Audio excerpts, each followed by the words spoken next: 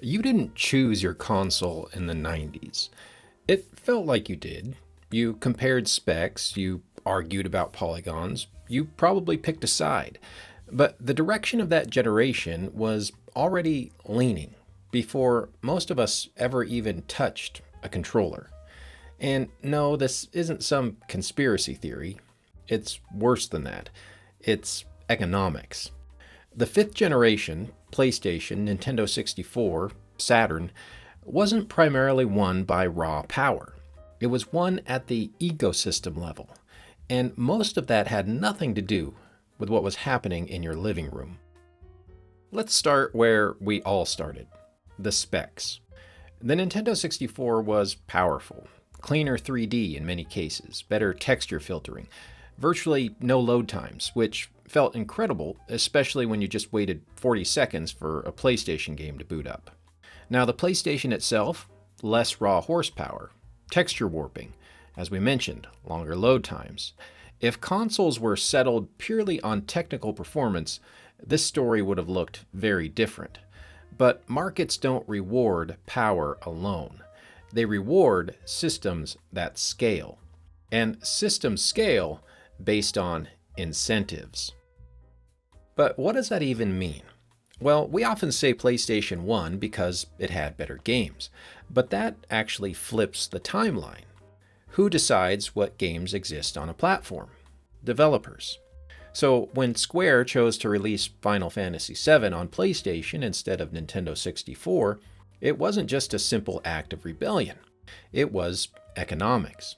Cartridges were expensive to manufacture. Publishers paid up front for production. Lead times were longer, and restocks could take weeks. Now, CDs were cheaper, they were faster, they could be reproduced in days. Storage flexibility and development freedom played roles, but economic exposure was the structural pressure point. Now, imagine you're Square in the mid-90s. You're building the most ambitious RPG ever attempted. Cinematics, full motion video, huge storage demands. Are you going to lock yourself into an expensive production format with slower turnaround? Or choose the medium that gives you flexibility? This wasn't about which console was cool. It was about which ecosystem made large-scale production safer. The Nintendo 64 wasn't hard to develop for, it was harder to bet on. And once enough publishers reached that conclusion, momentum shifted. Games follow incentives. Incentives shape libraries. Libraries shape momentum.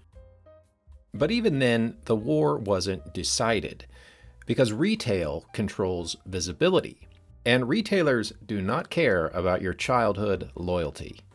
In 1995, Sega shocked the industry by launching the Saturn early, except they only shipped roughly 30,000 units to select retailers. Others weren't included. Major chains were frustrated. In fact, one national retailer reportedly refused to sell the Saturn and its games after being excluded. Now, that wasn't the sole cause of Saturn's decline, but it fractured retail trust and accelerated erosion. Because retailers decide shelf placement, inventory allocation, promotional visibility. If retailers lose confidence, exposure drops. If exposure drops, sales drop. If sales drop, developers shift. That feedback loop compounds, and it begins long before a consumer ever walks into the store. And here's where things really tip. There's a point where it stops feeling competitive and starts feeling like a foregone conclusion. No dramatic press conference, no "it's over" announcement. It just tilts. Developers see install bases grow and move future projects. Retailers give more space to the stronger seller. Publishers invest where returns are safer. It's like a spinning flywheel. More games, more visibility, more consumers, more developers.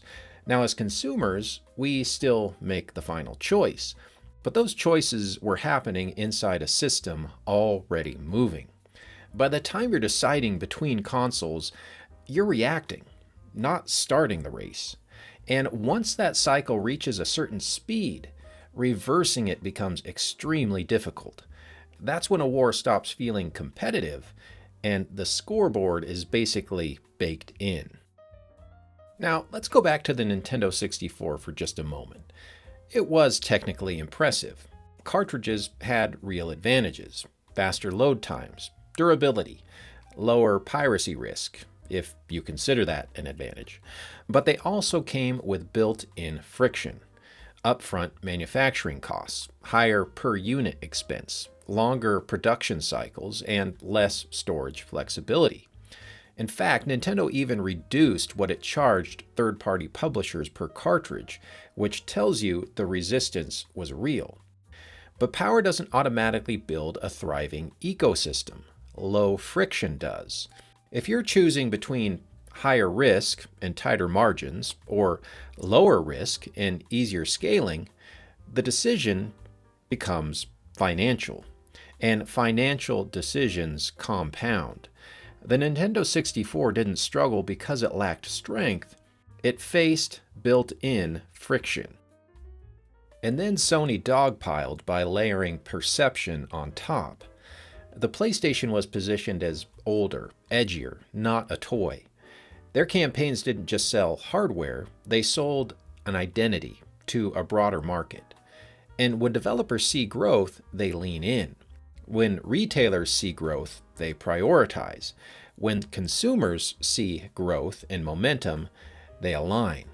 At that point, it doesn't feel like you're necessarily choosing anymore. It feels like you're going where the biggest things are happening, which in hindsight, I guess, is a little less romantic than the hardware wars we remember.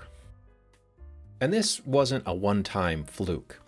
Console generations don't flip because of one killer feature. They flip when ecosystems tip in a certain direction.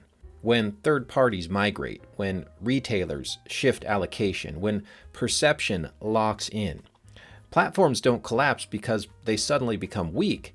They collapse because momentum moves, because gravity changes direction. Reversing that momentum is brutally hard. You don't just need better hardware. You need to rebuild trust, rebuild developer confidence, rebuild retail enthusiasm, rebuild cultural momentum. And that takes more than just power. It takes leverage. So when we look back at the fifth generation and argue about who won, we're usually debating surface level differences, design, graphics, exclusives. But underneath that, the real war wasn't about raw power. It was about leverage. Developers chose lower risk. Retailers chose stability. Publishers chose flexibility. Culture chose momentum. You didn't choose your console in a vacuum. You chose from the ecosystem that had already accumulated the gravity. And gravity doesn't debate. It just pulls. So the next time a console war starts, don't ask which console is stronger. Ask which one is building leverage first. That is usually where the winner is hiding. So what do you think actually decides a console generation? Hardware, games, whoever controls the ecosystem first, maybe something else? Let me know your thoughts in the comments. And if you made it this far, thank you so much for watching, and happy gaming, my friends.